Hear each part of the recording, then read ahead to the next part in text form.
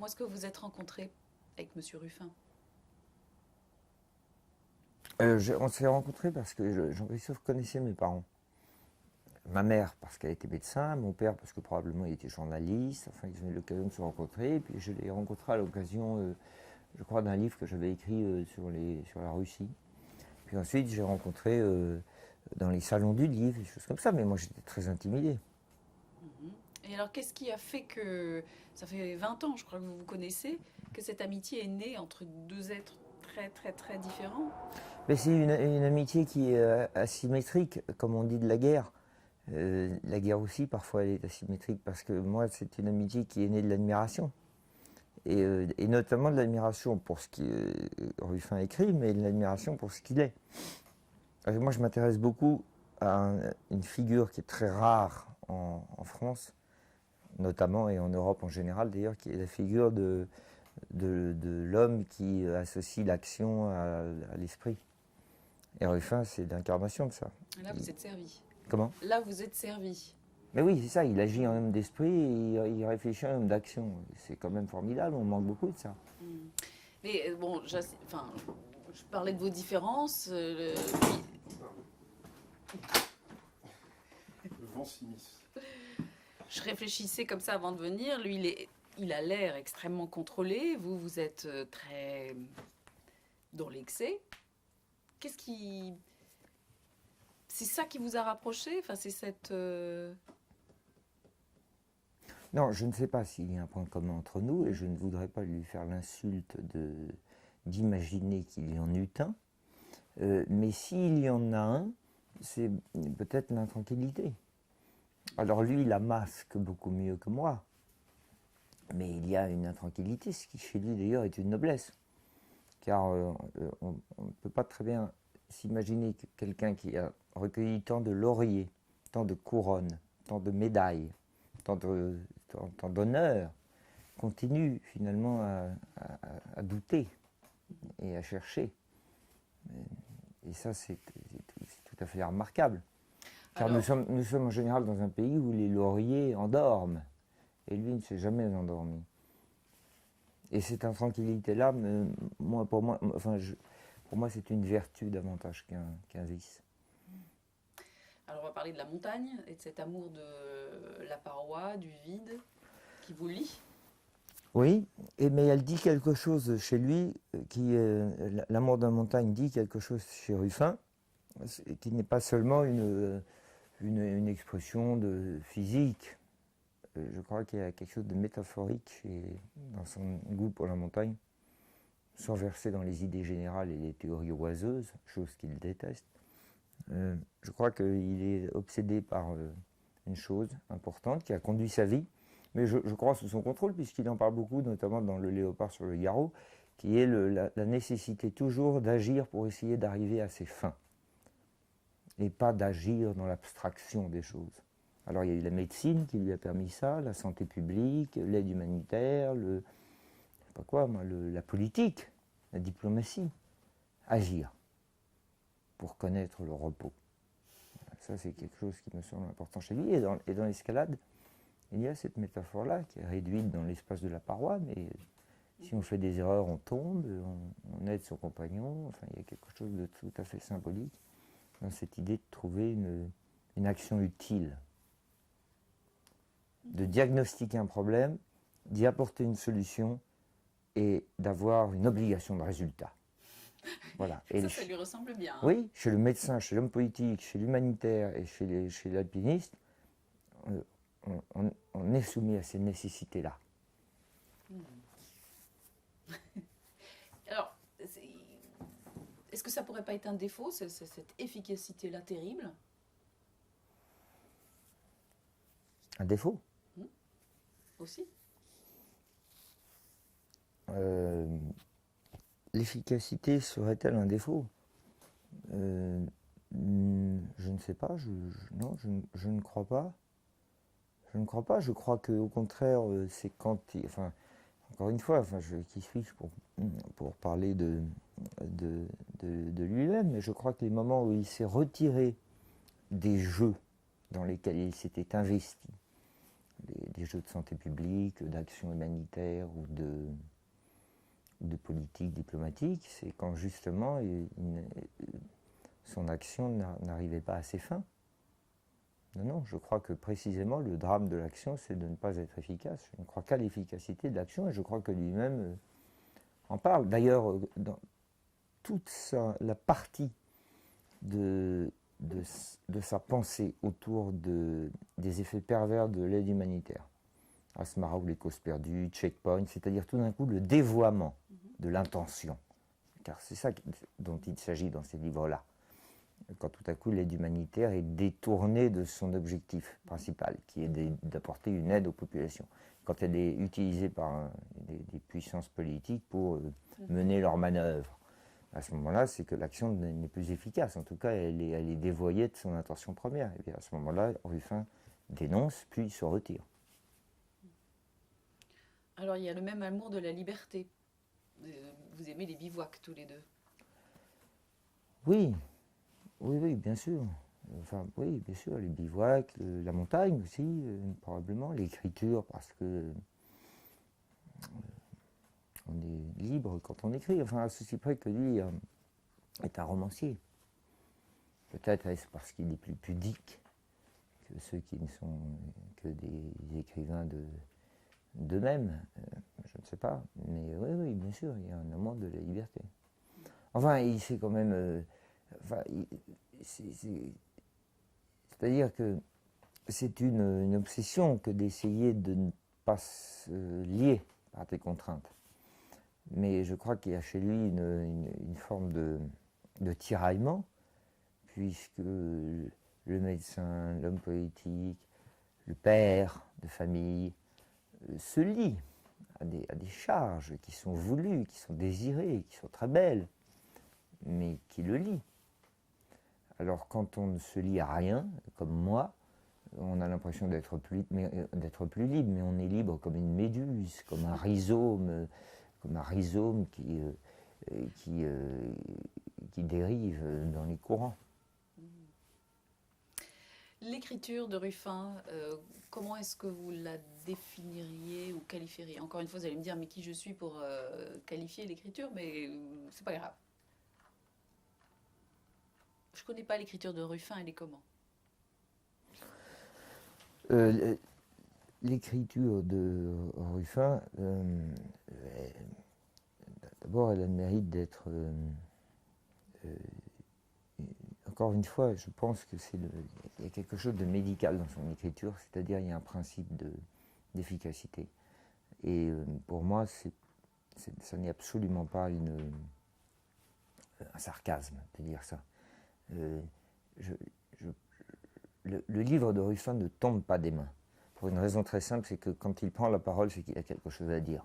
C'est le contraire de l'écrivain styliste ébloui par la musique de ses mots et qui se contente du style avant d'avoir un propos à servir. Et Jean-Christophe Ruffin va vers un propos. Par exemple, je sais pas moi, il y a une dénonciation de quelque chose dans Checkpoint, de même que dans toute la série des livres de Providence. Mais en même temps, on pourrait dire que dans le Collier rouge, il y a un esthétisme de la phrase, un ouvrage, une orfèvrerie, mais qui ne tourne pas à vide. Voilà, et je me demande s'il n'y a pas, enfin je sais pas, c'est peut-être une analogie un peu facile, mais avec la médecine, vous comprenez, c'est pas mondain, et ça n'est pas un médecin mondain. Il y a des médecins mondains. Le médecin mondain est celui qui, quand il vous reçoit en consultation, est très content de parler et s'éblouit de sa propre urbanité, mais qui finalement se fiche totalement de votre diagnostic. Et bien l'écrivain mondain, c'est pareil, c'est celui dont la phrase, l'étourdissement du blabla, le brouhaha et le bavardage. Et malheureusement, et je le dis d'autant mieux que moi je suis un peu... j'ai ce penchant-là, qui est un mauvais penchant. C'est-à-dire que parfois, je suis prêt à tuer ma mère pour faire un calembour ou un bon mot. Et vous le faites. Bah oui, enfin, il est déjà mort, mais je le fais parfois, oui. Hélas, hélas. Oui, alors, j'ai pas eu le temps de vous demander s'il y avait un calembour, un aphorisme à faire sur Ruffin, ce serait quoi? Ah C'est oui, compliqué, ça se cherche, bah oui, parce que ça vous ça se tombe cherche pas. face à la mer, tout ça, voilà. Bah ça se pompe pas comme un œuf, un aphorisme, hélas, mais je peux essayer de le trouver. Pas tout de suite, mais je vais peut-être essayer de le trouver. Je vais essayer de le trouver. Ouais, j'ai failli vous l'envoyer, puis je dis, je vais pas lui mettre la pression, il est Bah, pas c'est assez. peut-être le seul académicien, Ruffin, euh, qui se soit servi d'une épée avant de la recevoir officiellement. Voilà. Qu'est-ce que vous auriez à dire Je ne sais pas si on comprend ce que ça veut dire, mais Ah, si, quand même, si, quand il, même. il a combattu. Ah bah oui, Ouais. il a combattu. Si, c'est un guerrier pacifique. Non, mais il y en avait. Il y avait Kessel, il y en avait, bien Si, entendu. si, mais on pourrait le décrire comme un guerrier pacifique. Oui, oui, peut-être. Oui, pacifique, peut-être. Oui. Alors, Enfin, mais attention, ça aussi, ça dit quelque chose de lui, pacifique peut-être, mais je ne suis pas sûr que ce soit l'adjectif qui lui corresponde le mieux. Il n'est pas contre la guerre, il n'est pas contre l'idée qu'il y a des ennemis, qu'il faut les identifier. Et ça, c'est le médecin. Qu'est-ce que ça veut dire pacifique? Parfois, quand on a un ennemi qui vous attaque, il faut lui faire la guerre, il faut le combattre. Je ne suis pas sûr qu'il refuse la dimension tragique de la vie, je suis même sûr qu'il ne le fait pas. C'est un guerrier tout court. Le médecin est un guerrier, d'ailleurs, quand il y a une infection, on agit pour lutter contre elle. Il ne refuse pas la dimension tragique de la vie. J'aime bien, moi, j'ai toujours beaucoup... c'est avec lui et avec ma mère qui était médecin, ils se sont connus par la médecine d'ailleurs, que j'ai compris cela, moi. Et c'est la raison pour laquelle j'ai une grande admiration pour les médecins. Et je pense qu'il y a une pensée des médecins qui est différente de la pensée de ceux qui ne le sont pas. Le médecin accepte la tragédie de la vie. Oui, il accepte la réalité des choses, il comprend que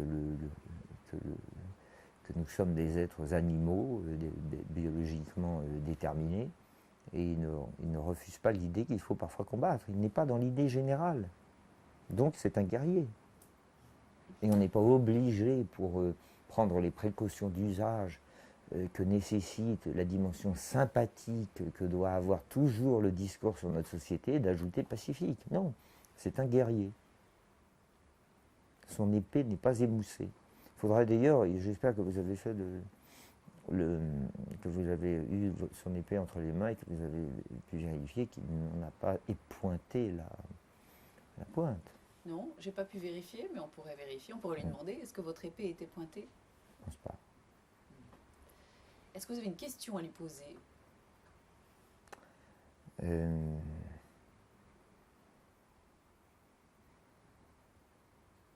Si j'en avais une à lui poser, je lui demanderais si il a parfois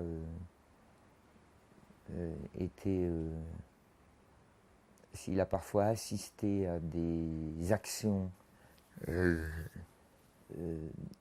Enfin, je lui demanderais s'il lui est arrivé d'avoir assisté à des grandes opérations humanitaires, ou des grandes opérations de santé publique, ou des grandes opérations de solidarité internationale, sans avoir été déçu. Car je pense qu'il y a chez lui quand même une mélancolie sourde. Et vous avez une question à lui poser concernant la Haute-Savoie. Vous savez? Est-ce qu'il a envie de devenir le roi de Haute-Savoie? Est-ce qu'il a... Ah oui, c'est ça, la Rosibline, oui, Haute-Savoie. Donc, allez, posez-lui. Je ne sais pas, moi, si jamais tout à coup les Savoyards réussissent enfin les indépendantistes réussissent enfin à arriver à leur fin et à posséder à décrocher leur autonomie, acceptera-t-il d'avoir une place dans l'organigramme du royaume? C'est ça qu'il faut lui demander? Non, j'en sais rien, non, je pense que ça n'intéresse pas du tout ces choses-là, parce que c'est un homme, c'est un républicain, il ne faut pas se leurrer, c'est pas parce que c'est un romancier qu'il a comme ça des dégagements poétiques, non, c'est un rationnel. C'est un républicain, il ne voudra pas, ça n'intéresse pas le romantisme des autonomies utopique. Non, non, je ne crois pas que ce soit une question à lui poser. La question que j'aimerais lui poser, c'est est-ce qu'il acceptera de se raccorder avec quelqu'un en qui il n'a pas confiance en termes d'alpinisme, c'est-à-dire moi-même. Bon, bah, c'est une bonne question. Voilà, enfin, enfin, je garderai ça. Et pour terminer, bon, on sent vraiment que vous avez ouais, de la reconnaissance. Il vous appelle l'animal, mais on sent qu'il y a beaucoup d'affection. Oui, mais moi j'ai évidemment une affection pour lui, mais j'ai une reconnaissance parce que d'abord je trouve incroyable la manière dont Ruffin porte un intérêt aux autres. Alors, que ce soit médical, il est quand même reparti il y a quelques années au Burundi pour remettre la main à la pâte, si je puis dire, enfin la pâte, c'est-à-dire aux malades. Mais ça n'est pas que les autres comme patients, c'est aux autres, notamment aux autres écrivains. Il cherche, il aide. C'est formidable ça quand même, parce qu'on pourrait imaginer que enseveli sous les lauriers, il n'accorde plus tellement d'intérêt à ce qui se passe autour de lui. Et puis j'écoute ce qu'il me dit. Moi j'écoute vraiment personne, sauf lui, je ne sais pas pourquoi. Un peu mon père et un peu Ruffin. Parce que je m'intéresse à ceux qui ont vécu des choses. L'épaisseur de ce qu'il a vécu est telle, et si rare dans les univers que l'on peut connaître à Paris. L'épaisseur biographique est telle qu'on se dit que cette stratigraphie d'expérience ne peut pas être totalement inutile. Bon, là, c'est compliqué, mais qu'est-ce que vous pouvez imaginer qu'il va vous dire là en voyant cette interview? Bon, on va pas tout garder, mais quand même, qu'est-ce qu'il pourrait dire? Parce que je vais lui poser la même question. Qu'est-ce que vous avez à dire à Sylvain là?